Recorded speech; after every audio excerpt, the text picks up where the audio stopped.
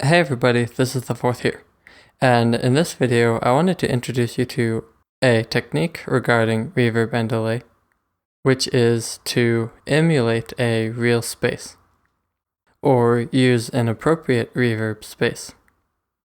So this technique has a little bit of a limited relevance in electronic music, depending on what you're doing, but it's great to know about. When you're mixing real instrument sounds, using a reverb that is similar to the reverb that would occur in the environment these instruments would normally play in can help your mix sound much more natural. For example, you may use a chamber reverb for mixing instruments that would normally play in a chamber, or a hall reverb for instruments that would normally play in a concert hall. So maybe you're mixing a track where you have a big choir sound that is important to the character of the full song, and you want it to sound really epic or something. You might use a reverb to try to emulate a church space because of that choir, to kind of put that choir in a church, essentially. And it will give a nice certain feel to the track, and it will make sense to the listener.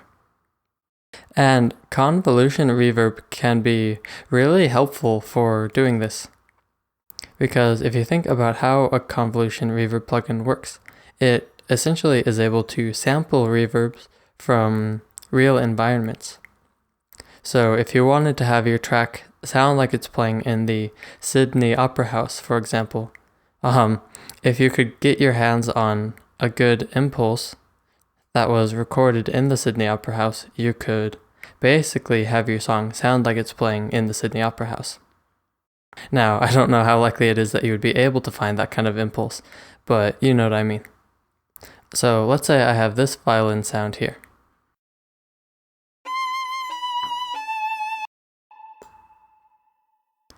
And there are a few different environments that I could have this violin play on, depending on the piece. So maybe I want to have it sound like it's playing in a chamber.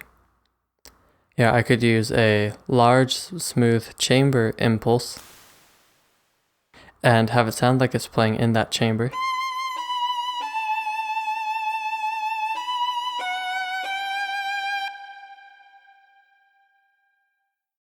Or maybe I want it to be playing in a concert hall.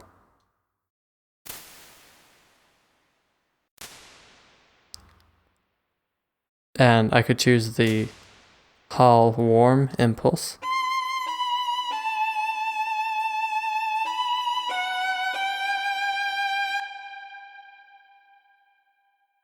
And so on.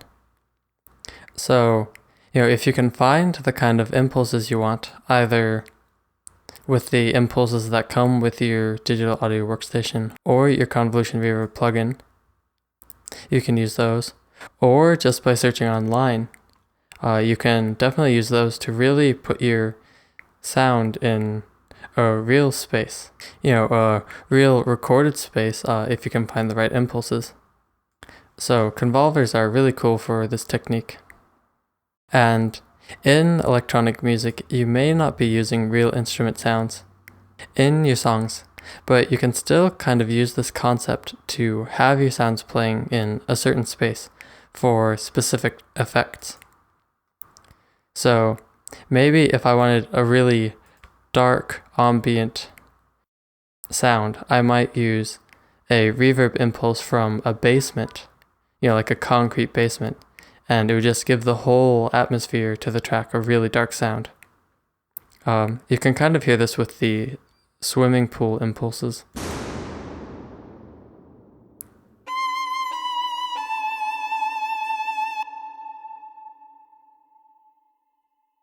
So even if you're not using real instruments and can't necessarily put your sounds in a place that would make sense for them, you can still use this concept to create a certain kind of ambience using that reverb.